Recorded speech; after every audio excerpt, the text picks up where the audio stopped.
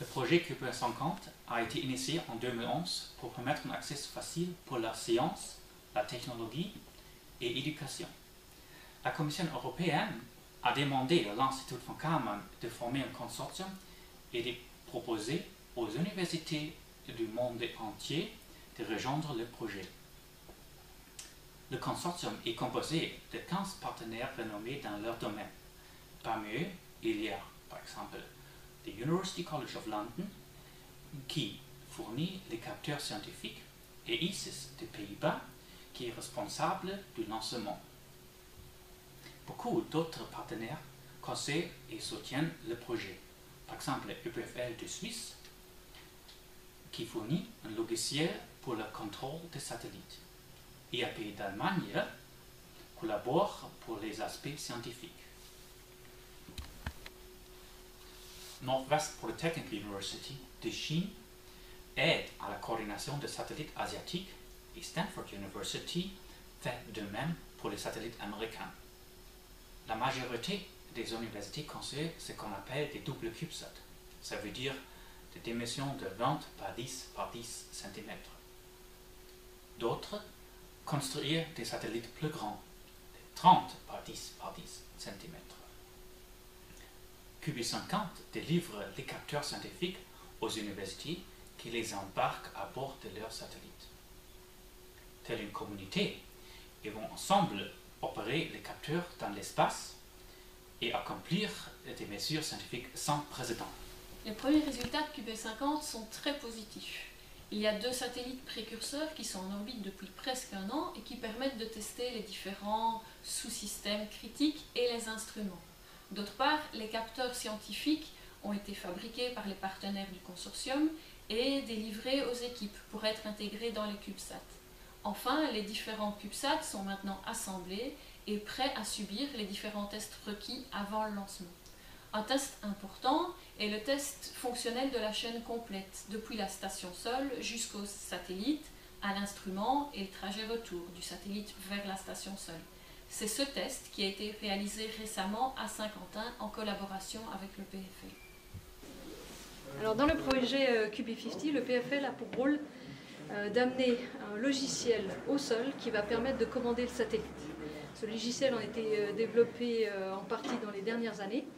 Et afin de tester ce logiciel, nous avons demandé au von Karman Institute de nous proposer une équipe qui était suffisamment en avance pour pouvoir faire des tests. Et donc, nous voici aujourd'hui à l'INSET pour faire ces tests.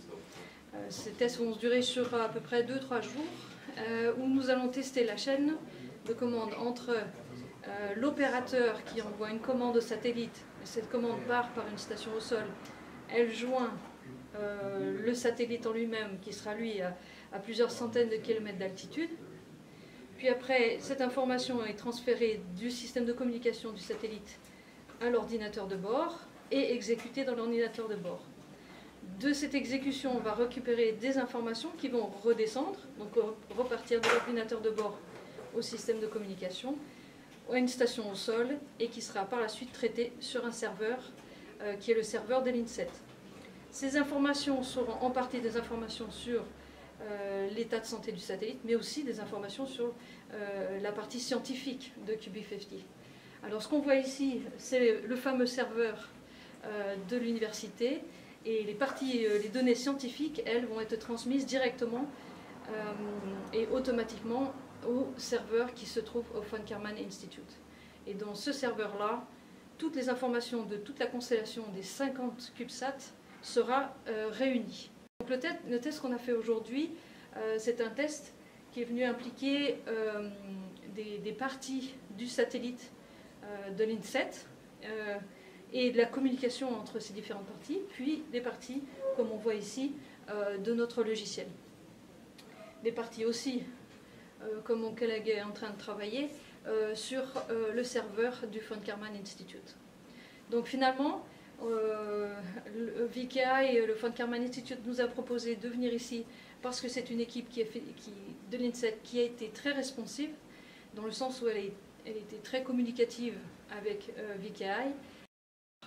Donc dans tout ça, finalement pour nous ça a été une très belle surprise de rencontrer cette nouvelle école et de pouvoir travailler avec des jeunes qui sont très sérieux.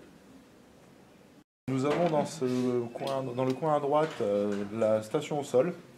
Entre la station au sol et la carte ici, le câble USB simule la communication RF, donc dans l'espace.